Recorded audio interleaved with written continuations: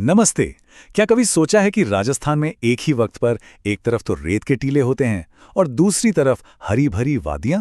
ये सब कुछ यहाँ की अनूठी जलवायु का ही खेल है, जो यहाँ के खान पान, पहनावे से लेकर खेती तक हर चीज को तय करती है।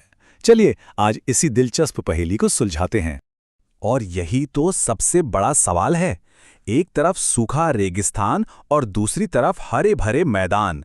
आखिर एक ही राज्य के अंदर मौसम के इतने अलग अलग रूप कैसे हो सकते हैं? आइए इसी का जवाब ढूंढते हैं। तो चलिए इस सवाल का जवाब खोजने के लिए सबसे पहले राजस्थान की एक राज्य अनेक मौसम वाली इस अनोखी पहेली की नींव को समझते हैं। आगे बढ़ने से पहले एक बहुत जरूरी बात समझ लेते हैं। मौसम और जलवायु में आखिर फर्क क्या है? देखिए, मौसम तो वो है जो रोज बदलता है। जैसे आज तेज धूप है तो कल हो सकता है बारिश हो जाए। लेकिन जलवायु किसी भी जगह का 30-40 साल का औसत मिजाज होता है, और इसीलिए हम कहते हैं कि राजस्थान की जलवायु गर्म और शुष्क है। तो राजस्थान की जलवायु की 3 बड़ी खासियतें हैं। पहली है शुष्कता, मतलब हवा में नमी की कमी। दूसरी, यहाँ के तापमान में जमीन आसमान का फर्क है। गर्मियों में तापमान आग उगालता है तो सर्दियों में पारा 0 से भी नीचे चला जाता है। और तीसरी सबसे बड़ी चीज है बारिश की अनिश्चितता, जिसका कभी कोई भरोसा नहीं होता। अब आते हैं हमारी कहानी के सबसे अहम किरदार पर, अरावली पर्वतमाला।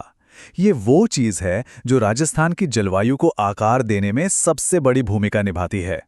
देखिए, अरावली पर्वतमाला राजस्थान के ठीक बीच से एक दीवार की तरह गुजरती है। ये राज्य को साफ साफ 2 हिस्सों में बांट देती है। एक तरफ है पश्चिमी रेतीला इलाका और दूसरी तरफ पूर्वी मैदानी भाग। और यहीं पर भूगोल का असली कमाल दिखता है। अरावली की जो श्रृंखला है वो मानसूनी हवाओं के समानांतर यानी पैरेलल खड़ी है। इसका नतीजा ये होता है कि बारिश वाली हवाएं इससे टकराने के बजाय इसके साथ साथ सीधी निकल जाती हैं और पश्चिमी राजस्थान सूखा का सूखा रह जाता है। जरा सोचिए, अगर यही पहाड़ ऐसे नहीं बल्कि आड़े यानी परपेंडिकुलर होते तो ये उन हवाओं को रोक लेते और यहां भी खूब बारिश होती। चलिए अब ये देखते हैं कि ये जो जलवायु है वो साल भर में राज्य की 3 अलग-अलग ऋतुओं के रूप में कैसे सामने आती है। सबसे पहले आती है भीषण गर्मी की ऋतु, जो मार्च से लेकर जून तक अपना असर दिखाती है। इस दौरान तापमान बहुत ज्यादा हो जाता है। गर्मियों की अपनी 2 पहचान है।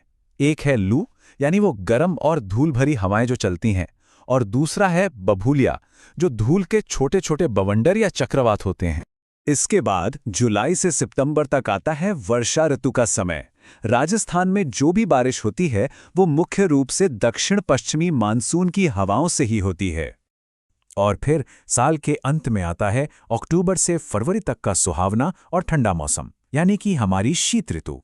सर्दियों की एक बहुत ही खास चीज है मावठ। ये वो हल्की बारिश है जो भूमध्य सागर से आने वाले चक्रवातों की वजह से होती है, और ये रबी की फसल खासकर गेहूं के लिए किसी वरदान से कम नहीं है। इसके महत्व का अंदाजा इसी बात से लगा लीजिए कि किसान इसे सुनहरी बूंदें कहते हैं। ये कुछ बूंदें ही पूरी फसल की किस्मत बदल देती हैं। तो हमने अरावली और अलग अलग मौसमों के बारे में तो समझ लिया। अब इन्हीं सब चीजों के आधार पर राजस्थान को 5 अलग अलग जलवायु क्षेत्रों में भी बांटा गया है। चलिए एक नजर उन पे डालते हैं। इस टेबल में एक बहुत ही साफ पैटर्न दिखाई देता है। जैसे जैसे हम पश्चिम से पूर्व की ओर बढ़ते हैं, मतलब जैसलमेर बाड़मेर से झालावाड़ की तरफ, बारिश की मात्रा लगातार बढ़ती जाती है। जहां जैसलमेर जैसे शुष्क इलाकों में साल भर में 20 सेंटीमीटर से भी कम बारिश होती है, वहीं झालावाड़ जैसे अति आर्द्र इलाकों में ये 80 सेंटीमीटर से भी ज्यादा हो जाती है। ये सब उसी अरावली के असर का नतीजा है। ठीक है, तो इस पूरी बातचीत में से वो कौन सी बातें हैं जो हमें याद रखनी है? चलिए उन्हें फटाफट है दोहरा लेते हैं। सबसे पहली बात, राजस्थान का सबसे आर्द्र यानी सबसे ज्यादा नमी और बारिश वाला जिला है झालावाड़, और इसके ठीक उलट सबसे शुष्क यानी सबसे सूखा जिला है जैसलमेर। और आखिर में अगर किसी एक जगह की बात करें तो पूरे राज्य में सबसे ज्यादा बारिश वाला स्थान है माउंट आबू, जो कि सबसे ठंडा स्थान भी है। तो हमने देखा कि राजस्थान की जलवायु कितनी विविध और कितनी नाजुक है, लेकिन ये सब हमें एक बहुत बड़े सवाल पर लाकर छोड़ देता है।